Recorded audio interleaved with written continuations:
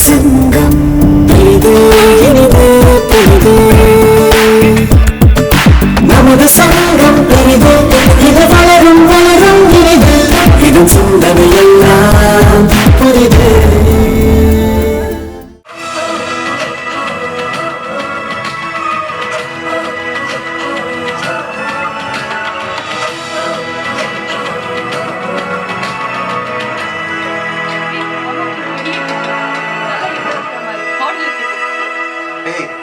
அப்பா கூட இல்லையா? பாவண்டி அவரு. உனக்கு என்ன வேணும்பா? எனக்கு என்ன வேணும்? வாசல்ல ஒரு போர்டு, வாசுதேவன் அண்ட் ஃபேமிலி. பா என்னப்பா பெருசா எதுனா கேட்பேன்னு பார்த்தா போர்டுன்ற வேஸ்ட் பண்ணு. இந்த படத்தில் சாந்தியாகவே வாழ்ந்த நமது தேவயானி மேடம் அவர்களை மேடைக்கு அழைக்கிறோம். நமது இயக்குனர் சங்க செயற்குழு உறுப்பினர் அண்ணன் இயக்குனர் சரவண சுப்பையா அவர்கள் மேடைக்கு அழைக்கிறோம். இந்த படத்தினுடைய இயக்குனர் வந்து கொண்டிருக்கிறார். உதவியாளர்களை மேடைக்கு அழைக்கிறோம். இந்த படத்தில் பணிபுரிந்த உதவியாளர்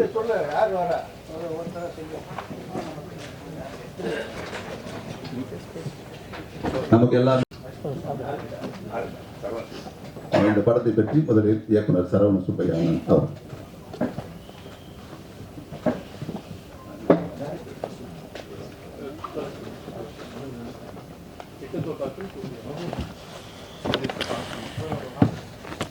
எல்லாருக்கும் என்னுடைய மதிய வணக்கம். இந்த படம் வந்து ஒரு மிகப்பெரிய வாழ்வியலை நமக்கு கொடுத்துருக்குன்னு சொல்லலாம். மிகச்சிறந்த ஒரு ஆங்கில படம் ஒன்று இருக்கு, பர்சூட் ஆஃப் ஹாப்பினஸ் அப்படின்னு. அது வந்து ஒரு கிரீஸ் அப்படின்ற ஒரு மனிதனுடைய தனிப்பட்ட வாழ்க்கையே வந்து படமாக்கப்பட்டது.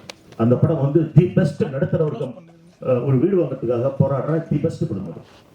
முதல்ல அந்த படம் மாதிரி ஒரு படம் தமிழ்ல நமக்கு கிடைக்குமான்னா, ஒரு இடம் வாங்குறது எவ்வளவு கஷ்டம், அந்த இடத்தை வாங்கி காப்பாத்துறது எவ்வளவு கஷ்டம்னு ஏஎல் விஜய் அவர்களுடைய முதல் படம் பொய் சொல்ல போறோன்ற படம் வந்து ரொம்ப அழகா சொல்லி. அதுக்கப்புறம் வந்து தொடர்ந்து பாத்தீங்கன்னா வீடு, ஒரு இடம் வாங்கினதுக்கு அப்புறம் வீடு எப்படி கட்டுறதுன்னா பாலுமேந்திரா சார் ரொம்ப எக்ஸ்ட்ராடனரியா சொல்லியிருப்பார். ஒரு வீட்டை வாடகை கொடுத்தா கூட அதுல வர பிரச்சனையே கமர்ஷியலோட இல்லம்ங்கிற படத்துல சொல்லியிருப்பாங்க. இப்படி ஒருத்தங்களும் ஒரு ஜானர்ல சொல்லியிருக்காங்க. இப்போ வந்து ஒரு டூலெட் அப்படின்னு ஒரு மூவி கூட இந்த மாதிரியான ஒரு விஷயத்தை தான் பேசி இருக்கணும். உங்களை வீடு கிடைக்கிறது எவ்வளவு கஷ்டம், இப்படி வாடகை. பட் வந்து ஒரு இடத்தை வாங்கி அல்லது ஒரு வீடு வாங்கணும்ங்கிறதுல பிராக்டிக்கலா எவ்வளவு ப்ராப்ளம்ஸ் இருக்குங்கிறத இவ்வளவு மைக்ரோ டீடைல்ஸோட இதுக்கு முன்னாடி நான் பார்த்ததே இல்லை. முதல்ல இந்த டீமுக்கு என்னுடைய இதயபூர்வமான வாழ்க்கை. டைரக்டர் இங்க வந்துட்டு இருக்காருனாரு. அவருடைய முதல் படம் எட்டு தோட்டாக்களே வந்து மிகப்பெரிய ஒரு அட்டென்ஷனை கொண்டாந்த படம். ரெண்டாவது குருதி ஆட்டம் ரொம்ப நல்ல படம். ஆனா இந்த படத்துல ரொம்ப நிதானமா அப்படியே இன்ச்சு பை இன்ச்சு வந்து நெருப்பு மேல நடந்து போறாங்க. கொஞ்சம் போர் வச்சாலும் படம் வந்து வேற ஜானர் போயிடும். சரி, நீங்க எல்லாம் பார்க்க வேண்டிய ஒரு படத்தை உங்களுக்கு இந்த இடத்துல நான் ரெஃபர் பண்றேன். ஃபாரஸ்ட் கம்பர்னு ஒரு படம் இருக்கும். அது வந்து டாம் ஹாங்குடைய படம், one of the best artist ஹாலிவுட்ல. ஒரு படம் பார்க்க, அந்த படத்தை உடைக்கிறதுக்கு இது வரைக்கும் எந்த படமும் இல்லை. ஏன்னா ஒரு பயோகிராபிக்கலா இருக்கும். அவருடைய டீனேஜ், அவருடைய ஏஜ், சரசாரிங்க வந்த மாதிரி அப்படி ஒரு டீசென்டான ஒரு film. Forrest Gump is also one of the best film இந்த ரெஃபரன்ஸ் அந்த லைவ்ல. அப்படி ஒரு படம் நமக்கு தமிழ்ல வருமானா இந்த படத்தை நான் தைரியமா சொல்லுவேன். ஏன்னா ஒரு இடமும் நான் வந்து அழுவாத இடமே இல்லை முதல் பாதிலேருந்து. ஏன்னா என்னுடைய ஃபாதர் இந்த மாதிரி போராட்டங்களாக வீடு கட்டி கொடுத்தாரு. அதெல்லாம் எனக்கு ஞாபகம் வந்தது. Now I am coming to the artist and the director. Director வந்து ஏற்கனவே 2 படத்துல பண்ண சிக்னேச்சரோட இந்த படத்துல ரொம்ப ஸ்ட்ராங்கா தமிழ் சினிமாக்குள்ள ஊண்டிட்டார். இனி இவருடைய படங்களும் நிறைய லைப்ரரியில வைக்கப்படும், ரெஃபரன்ஸ் ஆகும். கமர்ஷியலாகவும் இந்த படம் வந்து மிகப்பெரிய ஒரு சக்சஸ்ஃபுல் எலிமெண்ட்ஸ் எல்லாமே உள்ள இருக்கு. ஒரு சீப் லோக்கல் சென்டிமெண்ட் சொல்லலாம், அந்த மாதிரி இல்லாம ரியல் லைஃப்ல வர சென்டிமெண்ட் ரொம்ப எக்ஸ்ட்ராடினரி டைரக்டர் சொல்லியிருக்காரு. அவருக்கு என்னுடைய இதயபூர்வமான வாழ்த்துக்கள். உதவியாளர்களுக்கும் என்னுடைய மாபெரும் வாழ்த்துக்கள். ஒவ்வொருத்தருக்கும் ஒரு பெரிய ஃபியூச்சர் இருக்கு. அடுத்து காஸ்டிங் பார்த்தீங்கன்னா சரத் சார் பற்றி ஒரு வார்த்தை அவசியம் சொல்லி ஆகணும். நான் இது வரைக்கும் அவருடைய படங்கள் நிறைய பார்த்துருக்கேன். அவருடைய பிசிக்கு, அவருடைய அந்த ஆக்ஷன், இதை தான் வந்து எல்லாருமே எக்ஸ்போஸ் பண்ண பார்ப்பாங்க, இன்க்ளூடிங் போர்த்தொழில் வரைக்கும். இந்த படத்துல என்னங்க இவர் எப்படி ஒரு வாழ்க்கை வாழ்ந்திருக்காரு. இதுக்கு முன்னாடி ஒரு மாதிரி பண்றதே கிடையாது. ஒரே அப்படி கான்ஸ்டன்டா ஒரு மீட்டர் பிடிச்சி அதில் போயிருக்காரு. எப்படி என்னன்னு எனக்கு ஒன்றும் புரியல. ரொம்ப மலைப்பா இருக்கு. அதாவது அவ்வளோ பெரிய ஒரு ஆக்ஷன் ஹீரோ பிள்ளைங்களுக்கு முன்னாடி கூணி குறுகி நிற்கிறதும் சைலண்டா பேசுறது வந்து நெஞ்ச வருடிச்சு. நெக்ஸ்ட் வந்து மேடம் தேவயானி மேடம் சொல்ல வேணாம். இவங்க பேர்ல வந்து சூரியவம்சம் மாதிரி நிறைய படங்கள்லாம் வந்திருக்கு. ஆனா இந்த படம் காலத்தால் அழியாத ஒரு கோலம் தான் உங்களுக்கு இந்த படம். உங்களுடைய சின்ன சின்ன எக்ஸ்பிரஷன், எஸ்பெஷலி அந்த பையன் மறுபடியும் மார்க் கம்மியா வாங்கிட்டானோன்னு அப்படி அடிச்சுட்டு லுக்கு விடுவீங்கல்ல, அதுதான் நடிப்பு. என்ன எக்ஸாகரேஷன் இல்லாத ரொம்ப எக்ஸ்ட்ராடினரியான பர்ஃபார்மன்ஸ். உங்க பர்ஃபார்மன்ஸை பண்றதுக்கு இப்போதைக்கு நீங்க தான் இருக்கீங்க, வேற யாரும் இல்லை. அதே மாதிரி தம்பி சித்தார்த். அவருடைய படங்கள் நிறைய படங்கள் பார்த்துருக்கேன். அவர் கொஞ்சம் சமூக குரல்ல ஒரு பையன். அவர் வந்து இந்த சித்துங்கிற படம்லாம் பார்க்குறப்பலாம் அடி வைத்த ஒரு பயம் இருக்கும். ஆனால் இந்த படத்தில் சார் நான் சொன்னல சார், டாம் ஹாங்க் மாதிரி ஒரு பர்ஃபார்மன்ஸ் பண்ணியிருக்கேன். அவ்வளோ நிதானமா அந்த ஸ்கூல் ஏஜ் லைஃபாக இருக்கட்டும், அப்போ அவருடைய ஃபேஸ் அந்த ரியாக்ஷனாக இருக்கட்டும், அதுக்கப்புறம் வர்றதுக்கு இறுதியாக தன்னுடைய 35 வயசுக்கு மேலே அவர் வந்து இந்த மெக்கானிக்கல்குள்ளே போய் சக்ஸஸ் பண்ணுற வரைக்கும் ஒரு கேரக்டராகவே வாழ்ந்துருக்கார். Actually thank you entire team. Today to make my day because இன்னைக்கு எனக்கு ஒரு பிளஸிங் டேன்னு நினைக்கிறேன். அப்படி ஒரு படத்தை என்னை பார்க்க வச்சதுக்கு என்னுடைய தமிழ்நாடு திரைப்பட இயக்குநர்கள் சங்கத்துக்கு மிகப்பெரிய நன்றியை தெரிவிக்கிறேன். நெக்ஸ்ட், இந்த படத்துல நடிச்சதுல ஒரு பார்ஷியல் இல்லாம, பாகுபாடு இல்லாம இந்த வருடத்திற்கான அவார்டுக்கு இந்த படம் தேர்ந்தெடுக்கப்படும். பார்ஷியல் இல்லாம இருந்தா 1. 2, உலக திரைப்படம் திரையிடப்படும் பொழுது இந்த படத்திற்கு மாபெரும் அங்கீகாரம் இதோட பெருசா கிடைக்கும். விமர்சனங்களுக்கு அப்பாற்பட்ட ஒரு தனித்தன்மை வாய்ந்த ஒரு படத்தை தான் இன்னைக்கு சார் நம்ம கொடுத்திருக்க டைரக்டர் சார். அவருக்கு என்னுடைய இதயபூர்வமான வாழ்த்துக்களை தெரிவிச்சுக்கிறேன். நன்றி, வணக்கம்.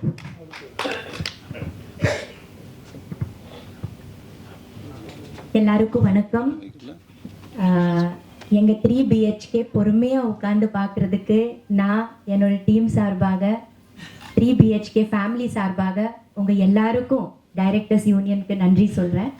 முக்கியமா செல்வமணி சாருக்கு தேங்க்ஸ். செல்வமணி சார் ரொம்ப இம்பார்ட்டண்ட்டான ஒரு மீட்டிங்கு தள்ளி வச்சுக்கிட்டு நான் சொன்னேன், சார் ப்ளீஸ் சார் இன்டர்வல் அப்புறம் கூட ஃபுல் படம் பார்த்துட்டு கண்டிப்பா நீங்க போகணும் அப்படி சொல்லி ரொம்ப ரிக்வெஸ்ட் பண்ணேன். சார் அதை உடனே ஒத்துக்கிட்டு உட்கார்ந்துட்டு, பட் அவருக்கு ரொம்ப பிடிச்சிருக்குது படம், அதான் உண்மை.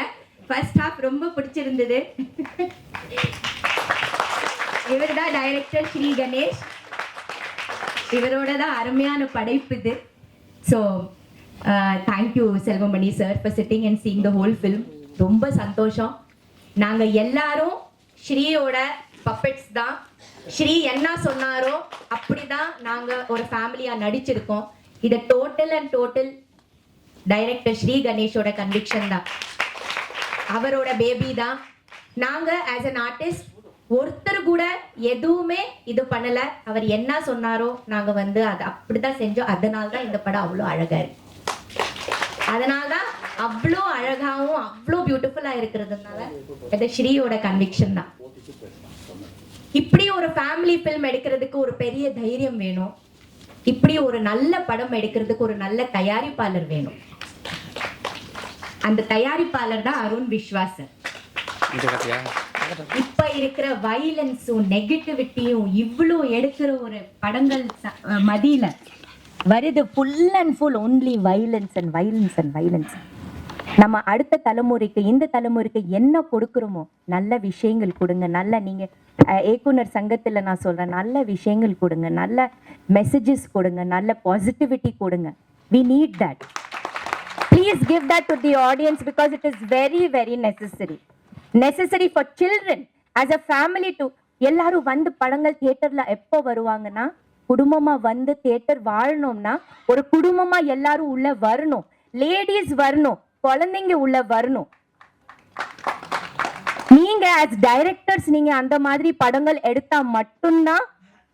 ஓடிடி எல்லாம் விடுங்க, எனக்கு தெரியும் எல்லாரும் ஓடிடிக்காக காத்துட்டு இருப்பாங்க, ஒரு படம் ஓடிடில வரும்னு எனக்கு தெரியும்.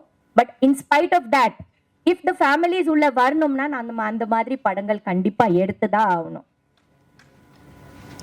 இப்படி இந்த மாதிரி ஒரு டைம்ல வந்து இப்படி ஒரு படைப்பு எடுக்கிறதுக்கு, இப்படி ஒரு நல்ல சினிமா, நான் நிஜமாவே ஒரு 7-8 டைம்ஸ் இந்த படம் பார்த்துட்டேன். எப்போ பார்த்தாலும் இந்த படம் அழகாவும் பியூட்டிஃபுல்லாவும் நல்லதாவும் நான் நினைச்சிட்டு இருக்கிறேன். ஒரு செகண்ட் கூட எனக்கு சலிக்கவே இல்லை. என்ன நடிப்பு!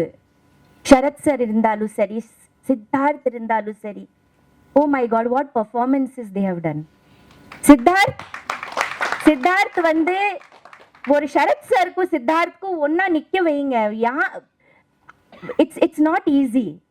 சரத் சார் கூட நடிக்கணும்னா இட்ஸ் நாட் ஈஸி. அந்த அளவுக்கு பியூட்டிஃபுல்லான expressions. Really Sri, you have given.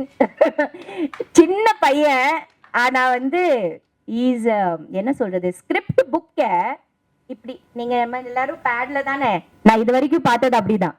எனக்கு ஃபர்ஸ்ட் டைம் ஒரு ஸ்கிரிப்ட் புக்கா கொடுத்தது ஸ்ரீதான். இது வரைக்கும் நான் புக்காவே வாங்கல. எனக்கு ஸ்கிரிப்ட் புக் என்னன்னு கூட தெரியாது.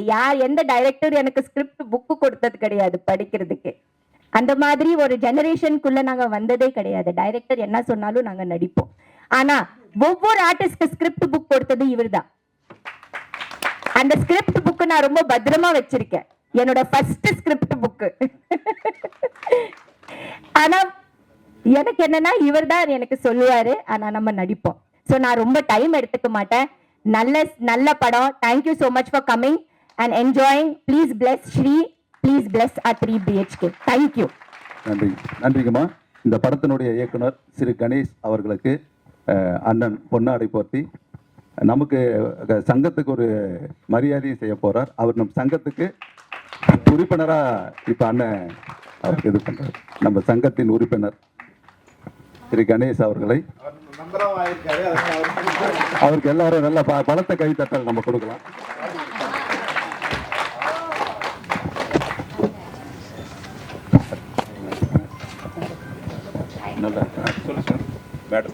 அடுத்து தேவயானி மேடம் அவர்களுக்கு அண்ணன் மரியாதை செய்கிறார்.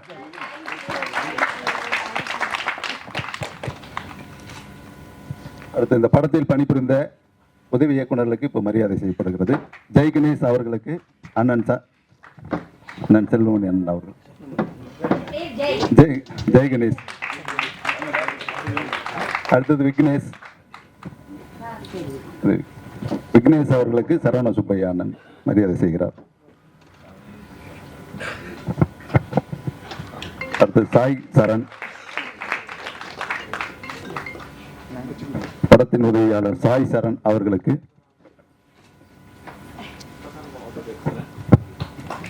அடுத்தது ராம் கிரண். உங்க நேம்? சிவா. அடுத்தது சிவா அவர்களுக்கு. சிவா வந்து ஸ்ரீயோட சிவகுமார் கணேஷ். வேற யாராவது வந்திருக்காங்களா? நீங்க தான் சொல்லணும். ஓகே. அடுத்த டைரக்டர் சொல்லுங்க. இந்த படத்தை ரத்தமும் சதயமாக காந்தி நடந்தாருன்னு படிச்சிருப்போம். ரத்தமும் சதயமா ஒரு திரையில ஒரு குடும்பத்தை உழவ விட்டிருக்கிறார். அந்த இயக்குனர் அவர்கள் அவருடைய அனுபவத்தை பகிருமாறு கேட்டுக்கொள்கிறோம். அனைவருக்கும் வணக்கம். ரொம்ப சந்தோஷமா இருக்கு. நான் டைரக்டர் யூனியன்ல நம்ம படத்தை இவ்வளோ பேர் பார்த்து நீங்க எல்லாரும் பார்க்கறது, நான் இன்னைக்கு இந்த கார்டை வாங்கினது ஒரு டைரக்டரா ஒரு பெரிய ஒரு கம்ப்ளீட்டா இருக்கு எனக்கு. நம்ம சங்கத்துல இந்த மாதிரி படம் பார்க்கணும் அப்படின்னு படம் பார்க்குறாங்கன்னு சொன்ன உடனே ரொம்ப லைஃப்ல ஒரு முக்கியமான நாளா இருந்துச்சு சார். எனக்கு இந்த படத்துக்கு ஒரு கிடைச்ச ஒரு பெரிய வெற்றியா, ஒரு பெரிய அவார்டா நீங்க எல்லாரும் நம்ம சங்கத்துல நீங்க படத்தை பார்த்ததுதான் நான் நினைச்சுக்கிறேன். எனக்கு நேத்து சொன்னாங்க நாளைக்கு நீங்க வந்துருவீங்க சார். நான் கண்டிப்பா வந்துடுறேன்னு. அசிஸ்டன்ட் டைரக்டர்ஸ் எல்லாரையும் கூட்டிட்டு வந்துருங்க சார், அவங்களுக்கு ஸ்டேஜ்ல இந்த மாதிரி நாங்க மரியாதை பண்ணணும்னு சொன்னாங்க. அது எனக்கு ரொம்ப ரொம்ப சந்தோஷமா இருந்துச்சு. நம்ம சங்கத்தை தவிர வேற எந்த இடத்துலயும் அசிஸ்டன்ட் டைரக்டர்ஸை இவ்வளவு எமோஷனலா பார்த்து நான் பார்த்தது, அதுக்கு ரொம்ப பெரிய சந்தோஷம். எனக்கு செல்வமணி சார் அவர் இங்க இருக்கிற இதுல இந்த படம் பார்த்து ரொம்ப என்னோட 2வது படம் ஒரு 5 வருஷம் ரொம்ப நின்று நடந்துச்சு. நான் இப்போ ஒரு நாள் ஒரு மாதிரி மனசு லோவா இருக்கும்போது செல்வமணி சாரோட ஒரு இன்டர்வியூ பார்த்தேன் சாய் வித் சித்ரால. அப்ப சாரோட ஃபர்ஸ்ட் படம் எவ்வளோ ஸ்ட்ரகிளுக்கு அப்புறம் நடந்து அது ஃபர்ஸ்ட் டேல ஆடியன்ஸ் கை தட்டினோடனே எல்லாமே மாறிச்சுன்னு சொல்லியிருந்தாங்க. நான் அதை தான் சார் ரொம்ப நம்பிக்கையா நினைச்சுக்கிட்டேன். ஸோ அந்த மனசோட எடுத்த படம் தான் 3 BHK. அதை செல்வமணி சார்ல ஆரம்பிச்சு சரவணன் சுப்பையா சார் எல்லாரும் அதை விக்ரமன் சார் வந்து படம் பார்த்துருந்தாங்க. இப்படி எங்க சங்கத்துல எங்களோட நாங்க முன்னோடியா பார்த்த எல்லாரும் அவங்களோட ஆசீர்வாதத்தோட இந்த படம் இன்னைக்கு ஜெயிச்சிருக்கிறது ரொம்ப பெரிய சந்தோஷம்.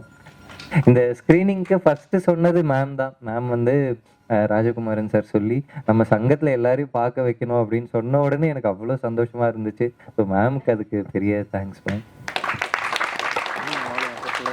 ரொம்ப ரொம்ப நன்றி. உங்களோட வாழ்த்தும் அன்பும் எங்களுக்கு எப்பவுமே தேவை.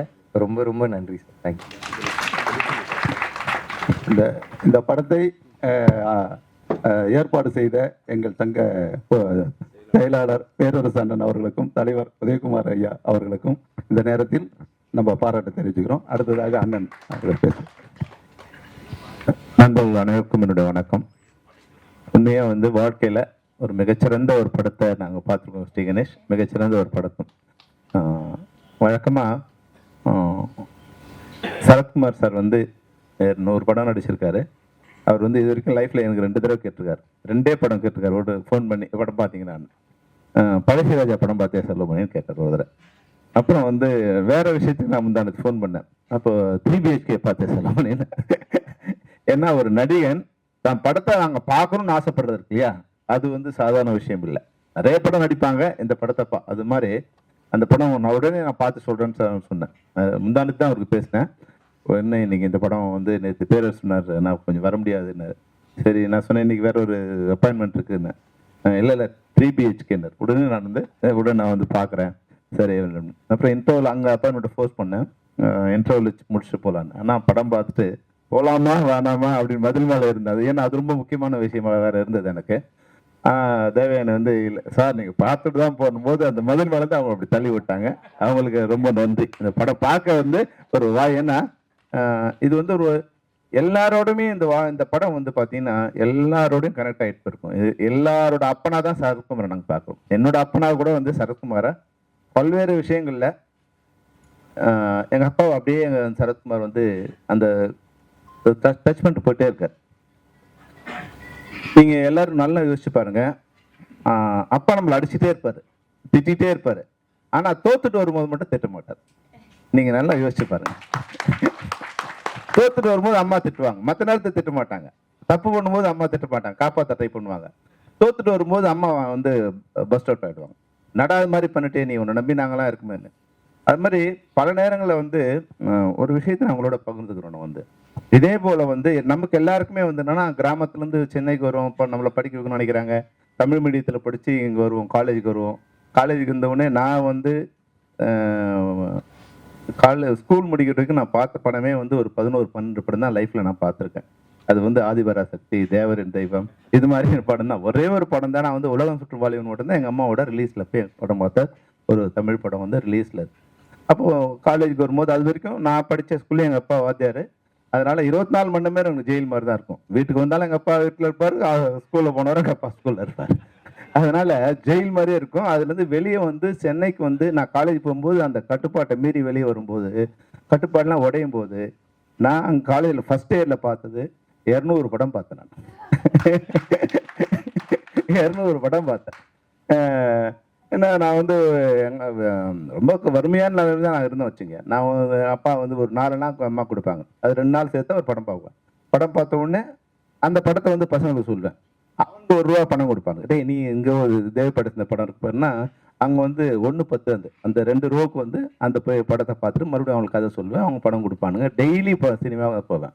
அப்போது இது மாதிரி பிறநாள் திருட ஒரு நாள் மட்டும் இல்லையா, அது மாதிரி வந்து மங்களாவத்தின்னு ஒரு படம், கமல்ஹாசன் படம் வந்து அது குரம்பேட்டில் படம் பார்த்துட்டு போகும்போது எங்கள் ரிலேட்டிவ்ஸ் யாரோ என்னை பார்த்துட்டாங்க. பார்த்துட்டு வரும்போது எங்கள் அப்பாவுக்கு சொல்லிட்டாங்க. எங்கள் அப்பா எப்படின்னா பெல்ட் எடுத்தாருன்னா அது பெல்ட்டு கிழிற வரைக்கும் அடிப்பார்.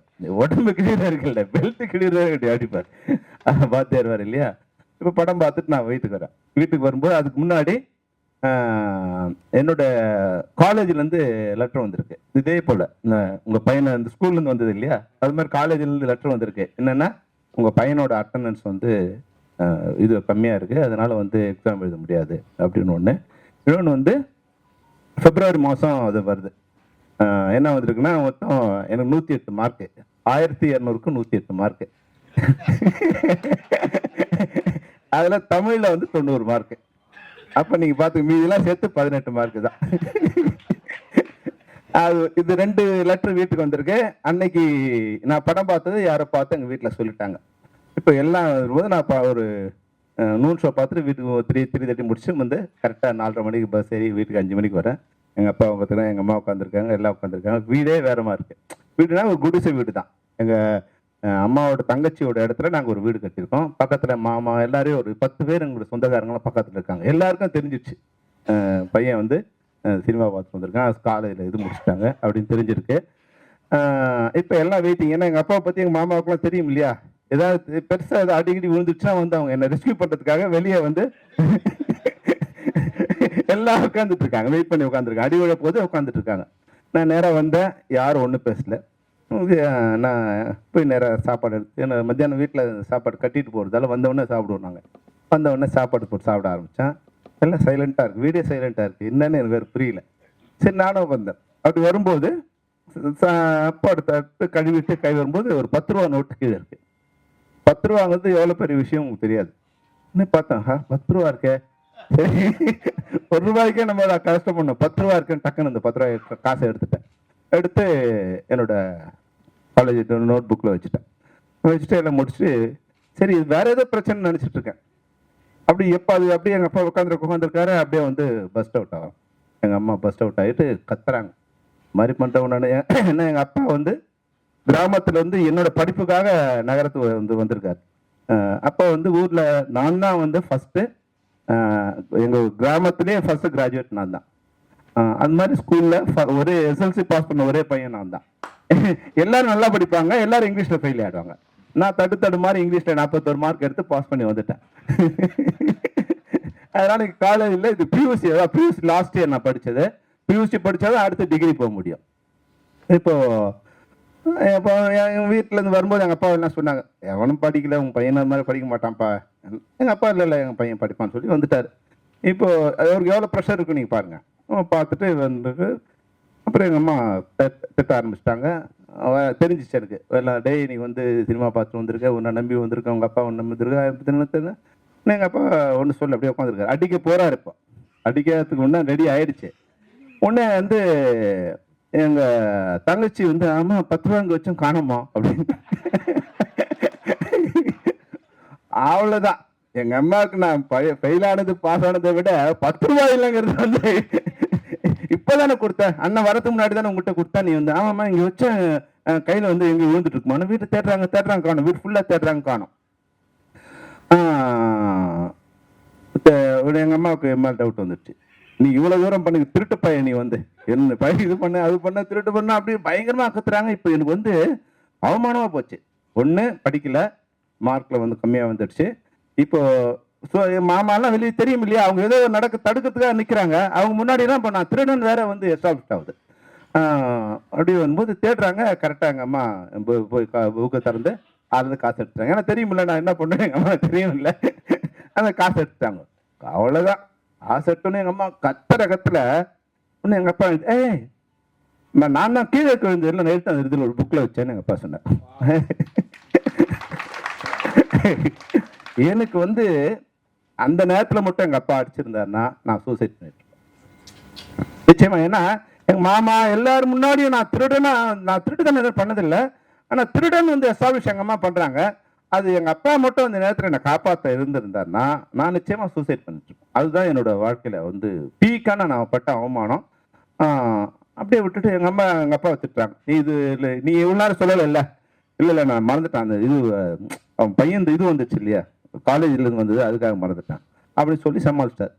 அப்போ எல்லாம் சைலண்ட் ஆச்சு, எங்கே போயிடுச்சு. அது அடுத்து அடிப்பாரா என்ன பண்ணுவார் எனக்கு ஒன்றும் தெரியல. அப்படியே வந்து வெளியே உட்காந்துட்டு இருந்தேன். எல்லாம் உள்ளே போனாங்க. எங்கள் அப்பா வந்தார். டேய் நான் உன்னை வந்து கிராமத்துலேருந்து வரும்போது ஊரில் எல்லாரும் சொன்னாங்க உன் பையன் படிக்க மாட்டான், எவனுமே டிகிரி வாங்கலை, அதனால் வந்து நீ வந்து பாஸ் பண்ண மாட்டேன்னு சொன்னாங்க. ஆனால் உண்மையான நம்பிக்கை வச்சு மொத்த கிராமத்தையும் இது பண்ணிவிட்டு நாங்கள் ஊருக்கு எங்கள் வீடு ஷூட் பண்ணிட்டேன். நீ மட்டும் படித்து பாஸ் ஆகலைன்னா உன்னோட நம்பர் வந்து அப்போ பேப்பரில் தான் வரும் இல்லையா, இது மாதிரி இதுலாம் வராது, பேப்பரில் தான் வரும். பேப்பரில் வந்து உன்னோட நம்பர் பாஸ்ன்னு வரலன்னா உங்கள் அப்பாவோட ஃபோட்டோ மறுநாள் பேப்பரில் வரணும், பள்ளி ஆசிரியர் தற்கொலைன்னு வரும்டா, நான் யாரையும் ஃபேஸ் பண்ண முடியாதுன்னு சொல்லிட்டு போயிட்டார். எங்கள் அப்பா கடைசியாக என்னை அடிச்சது அன்றைக்கி. அது முதல்ல வருதுன்னு அதுக்கப்புறம் எங்கள் அப்பா லைஃப்பில் என்ன அடிக்கவே இல்லை. அதுக்கு முன்னாடினா எப்படின்னா 5 மணிக்கு என்னை எழுப்புவார். அவருக்கு ஸ்கூலில் வாத்தியார் வேலை, அதனால போகணும். 5 மணிக்கு எழுப்பிட்டு போவார். போயிட்டு கொஞ்சம் நேரம் படிச்சுட்டே இருப்பேன், அப்புறம் அப்படியே தூங்கிடுவேன். ஏன்னா எங்கள் அப்பா எழுப்பி படிக்க வைப்பார். ஆனால் நீங்கள் நம்புங்க, அதுக்கப்புறம் எங்கள் அப்பா என்னை எழுப்பவே இல்லை. நானே 3 o'clock 4 o'clock 2 o'clockலாம் எழுந்திருப்பேன். அந்த இதில் வந்து நான் ஃபஸ்ட் கிளாஸில் பாஸ் பண்ணேன். அப்போ பேரண்ட்டுங்கிறவங்க வந்து அடிக்கிறது மட்டும் இல்லை, அந்த ரியலைசேஷன் கூட வந்து பேரண்ட்டோட இதுங்கிறது வந்து இதில் பல இடங்களில் வந்து எங்கள் அப்பா வந்து நின்றுட்டே இருப்பார். என் கண் முன்னாடி நின்றுருக்க சரத்குமாராகவே நான் பார்க்கல, அப்படியே வந்து நின்றுட்டே இருப்பார் சரத். அது மாதிரி வாழ்க்கையில் நீங்கள் கூட பார்த்தீங்கன்னா எல்லா இடங்கள்லையும் வந்து நீங்கள் நல்லா யோசிச்சு பாருங்களேன். எங்கள் அப்பா பல்வேறு இடங்களில் என்னை அடிச்சிருக்காரு, திட்டிருக்காரு. ஆனால் நான் எப்பெல்லாம் தோத்துட்டு நிற்கிறேனோ அப்போ வந்து அவர் எனக்கு திட்டினதே இல்லை. அது மாதிரி இன்னொரு தடவை வந்து வந்திருக்கு. அதிரடி படம் வந்து புலன் விசாரணை வந்துடுச்சு, கேப்டன் படம் வந்துடுச்சு, செம்பருத்தி முடிச்சிட்டோம். அப்புறம் அதிரடிப்படை நான் ஓன் ப்ரொடக்ஷன் ஸ்டார்ட் பண்ணேன். அது பெரிய பட்ஜெட்டில் ஸ்டார்ட் பண்ணேன். அது வரைக்கும் தென்னிந்தியாவில் அதுதான் வந்து including Rajini sir, Kamal sir படத்தை விட ஃபர்ஸ்ட் காப்பி அதிகமாக படம். அப்போ வந்து அண்ணாமலை வந்து 2.25 கோடி ரூபா ஃபர்ஸ்ட் காப்பி, அந்த 4.25 கோடி ரூபா ஃபர்ஸ்ட் காப்பி. அந்த அளவுக்கு மிக பிரம்மாண்டமாக அந்த படத்தை நான் பண்ணுறேன். படம் வந்து ஃப்ளாப் ஆகிடுச்சு. இப்போது ஃபினான்ஷியலாக எனக்கு வந்து பிளாக் ஆகுது. வந்து அது வந்து ஏறக்குறைய அன்னைக்கு வந்து ஒரு 1.25 கோடி ரூபாய் வந்து நான் வந்து டியூவில் இருக்கேன். நான் ஃபேமிலி உங்களுக்கு தெரியும் இல்லையா, மிடில் கிளாஸில் வந்து நிற்கிறேன். என்னால் தூங்கவே முடியல. 2 days தூங்க முடியல. அப்படியே வந்துருக்கேன். திடீர்னு 1 மணிக்கு எழுந்து உட்காந்துருக்கேன். தூக்கம் வரல. இதுவாக இருக்குது. ஒரு நாள் எங்கள் அப்பா உள்ளே வந்தார். அன்னைக்கு ஒரு அறை விட்டார். என்ன ஒன்று ஏன்டா உட்காந்து என்ன வந்துட்டு என்ன உங்கள் அப்பா உனக்கு என்ன சம்பாதிச்சு கொடுத்தா, நீ என்ன மிஸ் பண்ணிட்டா, எதுக்கு இப்போ உட்காந்துருக்க, என்ன ஏன் உனக்கு என்ன கவலை உனக்கு, சென்னைக்கு வரும்போது என்ன கொண்டு வந்தனம்மா, இங்கே ஒன்றுமே வரல, இன்னைக்கு வீடு இருக்குது, வாசல் இருக்குது, கார் இருக்குது, உனக்கு பின்னாடி பேர் இருக்குது, விட்ட பணத்தை இது பண்ணல, ஏன் இது பண்ணுற படுறா. அப்போது இன்னொரு ரியலைசேஷன். இப்போ அப்படி நம்ம சித்தார்த் சொல்லுவாங்க இல்லைங்களா, என்ன ஃபெயிலியரை பற்றி இனிமேல் பயம் இல்லைன்னு. அப்போது அந்த அறையில் வந்து வாழ்க்கையில் ஃபெயிலியரை பற்றின பயம் போயிடுச்சு. அதுக்கப்புறம் எந்த ஃபெயிலியரை பற்றி நான் கவலைப்பட்டதே இல்லை. அதுதான் வந்து இந்த படம் பார்க்கும்போது குறைஞ்சது 10 இடங்கள் நான் எழுதிருப்பேங்க ஸ்ரீ கணேஷ். சாதாரணமாக வந்து 10 இடங்களை நான் அழுதுட்டு திரும்பினா சரண சுபாவும் கண்ணை தொடச்சிட்டே இருக்காரு. ஏன்னா எல்லாரும் நம்ம அப்படியே ட்ராவல் பண்ணிட்டு தான் வந்திருக்கோம். ஆனால் ஒரு இடத்துல மட்டும் நான் வந்து ஒரு விஷயத்தை பண்ணேன். இதே போல் வந்து நான் டிகிரி முடித்த உடனே எங்கள் அப்பாவுக்கு தெரியாமல் நான் வந்து ஃபில்ம் இன்ஸ்டியூட்டில் அப்ளை பண்ணியிருக்கேன். அவங்க அப்பாவோட கையெழுத்தை நானே போட்டு ஃபில்ம் இன்ஸ்டியூட்டில் அப்ளை பண்ணி இப்போ நான் ஃபஸ்ட் இயர் காலேஜ் போயிட்டேன். அது இப்போ எங்கள் அப்பாவுக்கு தெரிய வருது, பிரச்சனை வருது. அதுக்கு முன்னாடி வந்து நான் இது மாதிரி குரூப் 4 எக்ஸாம் எழுதினேன். அதில் நான் செலக்ட் ஆகிட்டேன். இப்போ அப்பாயின்மெண்ட் ஆர்டர் வீட்டுக்கு வந்துடுச்சு. அதை நான் பார்த்தேன், நான் கீழ்ச்சி போட்டேன். இப்போது நான் இங்கே வந்து நான் பிஎஸ்சி முடிச்சு எம்எஸ்சி அப்ளைடு மேத்தமெட்டிக்ஸ் இதில் அண்ணா யூனிவர்சிட்டியில் படிச்சுட்ருக்கேன். அங்கே படிச்சுக்கிட்டு இன்னொரு டிசி மிஸ் ஆகிடுச்சு சொல்லி டூப்ளிகேட் டிசி வாங்கி நான் ஃபிலிம் இன்ஸ்டியூட்டில் ஜாயின் பண்ணிட்டேன். ஒரே நேரத்தில் 2 இது போயிட்டுருக்கேன். ஒரு கட்டத்தில் வந்து எனக்கு அண்ணா யூனிவர்சிட்டி ஸ்டாப் பண்ணிட்டேன். அது போகிறது எனக்கு பிடிக்கல. அப்படியே டைவர்ட் பண்ணி இங்கே ஃபிலிம் இன்ஸ்டியூட் வந்துட்டேன். அப்போது அது எங்கள் அப்பாவுக்கு அன்றைக்கி தெரிய வருது. பையன் வந்து இன்ஜினியரிங் காலேஜ் படிக்கல, வந்து இது போயிருக்கான், ஃபிலிம் இன்ஸ்டியூட் போயிட்டான்னு தெரிஞ்சுது. குரூப் எக்ஸாம் எழுதி அது பேப்பர் கீழ்ச்சி போட்டாங்க தெரிஞ்சிச்சு. இப்போ எங்கள் அப்பா சொன்னார் வந்து, என்ன இது மாதிரி பண்ணுற நீ வந்து, இல்லைப்பா இருங்க, என்னால் வந்து 1 கோடி ரூபாய் சம்பளம் நான் கொடுத்தா கூட, ஒரு கலெக்டராக கூட நான் என்னால் போய் உட்காந்து இருக்க முடியாது. நான் வந்து ஒரு அடிமை தொழில் என்னால் பண்ண முடியாது. நான் பெட்டி கடை வச்சா தனியாக முதலாளியாக இருப்பேனே தவிர நான் இன்னொரு இடத்துல போய் நான் அடிமை தொழில் பண்ண முடியாதுப்பா, என்னை தயவுசெய்து மன்னிச்சிருப்பா அப்படின்னு சொன்னேன். சொன்னா சரி ஓகேப்பா இஷ்டம். ஆனால் வந்து நீ இப்போ சினிமாவில் எவ்வளோ பேர் 100 பேர் போகிறான், 99 பேர் ரோட்டில் பிச்சை எடுக்கிறான். அது மாதிரி என் பையன் நாளைக்கு வந்து ரோட்டில் வந்து சோத்து கஷ்டப்படக்கூடாதுங்கிறது, அதை பார்த்தா நான் பயப்படுறேன் அப்படின்னாரு. சரிப்பா, நீ 99 பேர் பார்த்து நீ பயப்படுற, நான் ஜெயிச்ச ஒருத்தனை பார்த்து நான் தைரியப்படுறேன்ப்பா, நான் அவனை மாதிரி ஒருத்தன். அது சினிமா வசனம் மாதிரி உங்களுக்கு இருக்கலாம். ஆனால் எங்கள் அப்பாவோட இந்த வசனத்தை நான் எங்கள் அப்பாவோட நான் சொன்னேன். சரி ஓகே, என்ன இப்போ எப்படி சரத்குமார் பேச நிறுத்தினாரோ அதுக்கு போய் எங்கள் அப்பா பேச நிறுத்திட்டார். இஷ்டம். ஆனால் எப்பவுமே எங்கள் அப்பா வந்து ரிவர்ஸ் பண்ணல, பேச நிறுத்திட்டார். அது இன்டைரக்டாக எனக்கு வந்து அது ஒரு புள்ளிங்கிறது. அது வாழ்க்கையில் வந்து அது நான் ஜெயிக்கிற வரைக்கும் அது. அதுக்கப்புறம் நான் வந்து நான் என்ன சாப்பிட்டேன், நான் என்ன ட்ரெஸ் போட்டேன், என்னோட இப்போ செருப்பில் பார்த்தீங்கன்னா செருப்பை விட ஊக்கு தான் அதிகமாக இருக்கும். அவ்வளோ ஊக்கு இருக்கும். ஆனால் ஒரு செருப்பை வந்து 3 வருஷம் 2 வருஷம் போட்டிருக்கேன். அது மாதிரி வாழ்க்கையில் நான் வந்து தூங்குனதில்லை, மணிவனை சாப்பிட்டு ஒர்க் பண்ணதில்லை. அது என் வீட்டில் யாருக்காங்க கல்யாணம் ஆச்சு, என் தங்கச்சி கல்யாணத்துக்கு நான் வந்து ஒரு காலையில் 7 மணிக்கு போய்ட்டு 9 மணிக்கு வந்துட்டேன். என் கூட போகிறது தங்கச்சி கல்யாணத்துக்கு. அதில் எங்கள் மாமா இருந்தாங்க, தாத்தா இருந்தார், யார் இருக்காங்களா போனாங்களா எதுவுமே எனக்கு தெரியாது. என்னோட டார்கெட் வந்து சினிமா தான். அப்போது அந்த இடத்துல அட்ஜஸ்ட் பண்ணிப்பா, ஃப்யூச்சர் நல்லா இருக்குன்னு எங்கள் அப்பா சொன்னதை நான் கேட்கல. நான் என்னோட முடிவு எடுத்தேன். சித்தார்த் அந்த முடிவு எடுத்திருந்தாருன்னா அவரோட வாழ்க்கை வேறமா இருக்கும். எனக்கு வந்து ஐடி வேணாம், நான் வந்து மெக்கானிக்கல் இன்ஜினியர் போகணும்னு அப்பாவை எடுத்து அன்னைக்கு பேசியிருந்தாருன்னா அது நல்லா இருந்திருக்கும். அப்போது அப்பா சொல்கிறதெல்லாம் கரெக்டு தான். அப்பா வந்து எல்லாமே வந்து எந்த கட்டம் வரைக்கும் வருவாங்கன்னா பையன் சேஃப்டியாக இருக்கணும்னு நினைப்பாங்க. அந்த ரிஸ்க் எடுக்க இதை விரும்ப மாட்டாங்க. நான் பட்டா கஷ்டம், என்ன பாருன்னு சொல்லிகிட்டே இருப்பாங்க. ஆனால் நம்ம கூட வந்து நம்ம எல்லாருமே நீங்கள் ஒரு இடத்துல பிரேக்கிங் பாயிண்ட் இருக்குது. அந்த பிரேக்கிங் பாயிண்டில் அந்த ரிஸ்க் எடுக்க நீங்கன்னா தயாராகிட்டீங்கன்னா நிச்சயமாக வாழ்க்கையில் வெற்றி பெறலாம். அதுதான் இந்த படத்தில் வந்து நான் பார்த்துக்கிட்ட மிகப்பெரிய ஒரு விஷயமா எனக்கு.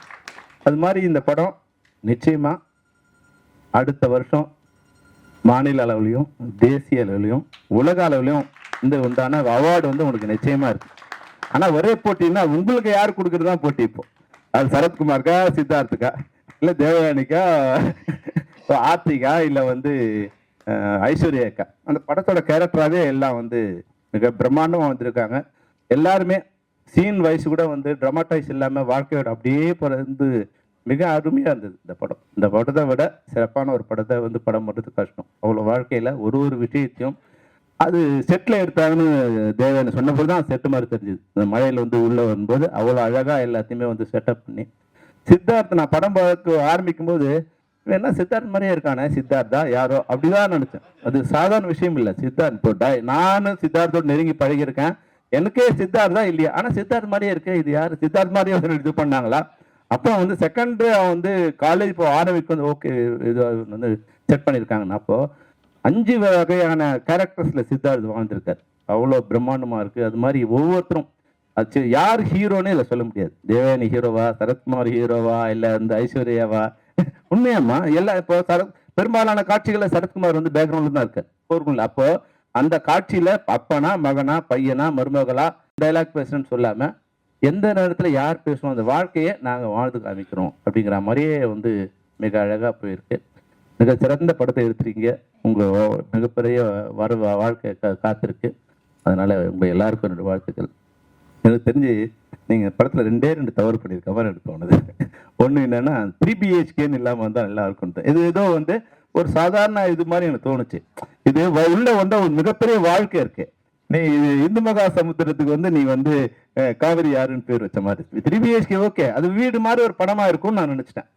வீடு அது ட்ரைனஸ் வீடு நான் தப்பாக சொல்லலை. அது வந்து ஒரு வாழ்க்கை, அது வந்து ஒரு கட்டத்தில் தான் பிடிக்கும்.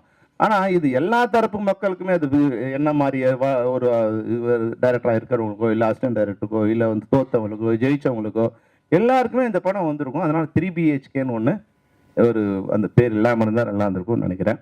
இன்னொன்று வந்து நான் கஷ்டப்பட்டு எல்லாம் ஜெயிச்ச உடனே நானும் உன்ன மாதிரி வீடு வாங்கினோடனே என் வீட்டு முன்னாடி எங்கள் அப்பா பேர் கல்யாண சுந்தரம், எங்கள் அம்மா பேர் செண்பகம், கல்யாண சுந்தரம் செண்பகம்னு அப்படி தான் என் வீட்டு பேர் இருக்கார் என் வீட்டுக்கு. அது மாதிரி நீங்கள் வந்து வாசுதேவன் சாந்தி ஃபேமிலி ஹவுஸ்ன்னு வச்சுருந்துருக்கணும்.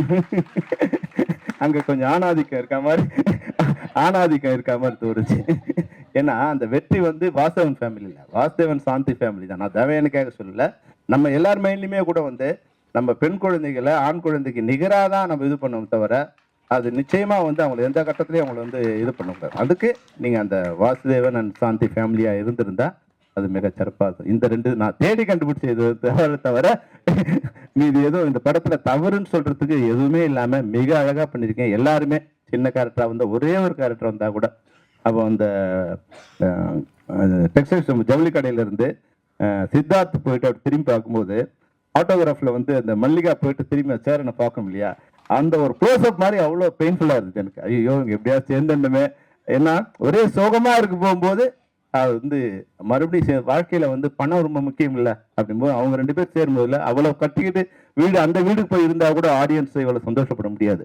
ஆனால் ஏழ்மையிலையும் அந்த பொண்ணை வந்து அவன் காதலிச்சா நினச்ச ஒரு பொண்ணை கல்யாணம் பண்ணிக்கிட்டு அவங்க வறுமையில் இருந்தால் கூட அது வந்து ஒரு மன நிறைவாக இருந்தது. அப்படி வாழ்க்கையில் சாதாரணமாக நடக்கிற விஷயத்தையே ட்ராமடைஸ் பண்ணி மிக பியூட்டிஃபுல்லாக இவ்வளோ அழகாக நீங்கள் பண்ணியிருக்கீங்க. நிச்சயமாக இது மிகப்பெரிய வெற்றி அடையணும். ஏன்னா இப்போ வந்து செகண்ட் வீக்கும் இது வந்து இது போய் டேக்கப் ஆகிடும் நினைக்கிறேன். ஏன்னா அடுத்து போனோம் நேற்று வந்த படம் எதுவும் கொஞ்சம் சரியா இல்லைன்னு நினைக்கிறேன். அதனால் வந்து நல்லாயிருக்கும். அது மட்டும் இல்லாமல் எல்லா விதமான வரவேற்பும் இந்த படத்துக்கு கிடைக்கும். இந்த படத்தை எடுத்த உங்களுக்கும் அனைவருக்கும் வாழ்த்துக்கள். All the best. நன்றி. இந்த விழாவை கண்டுகளித்த அத்தனை படைப்பாளிகளுக்கும் எங்களுடைய நன்றிகள்.